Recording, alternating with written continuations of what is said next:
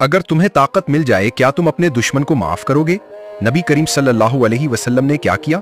सुन लो, दिल कांप जाएगा। फतह मक्का के दिन नबी करीम सल्लल्लाहु अलैहि वसल्लम उस शहर में फातेह बनकर दाखिल हुए जहां सालों तक आप पर जुल्म हुआ। जिस्म पर कांटे फेंके गए, राह में गर्दन पर ऊंट की ओज डाली गई, कत्ल की साजिशें हुईं। फिर भी जब सब कुफार आप सल्लल्लाहु अलैहि वसल्लम के सामने पेश किए गए और उनके चेहरे जर्द पड़ गए तो आप सल्लल्लाहु अलैहि वसल्लम ने सिर्फ इतना फरमाया, जाओ तुम सब आजाद हो। ना बदला, ना गुस्सा, सिर्फ रहमत, सिर्फ माफी।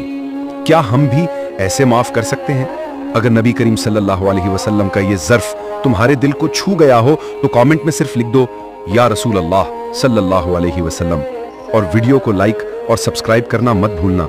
ये नबी सल्लल्लाहु अलैहि वसल्लम की मोहब्बत का पहला हक है।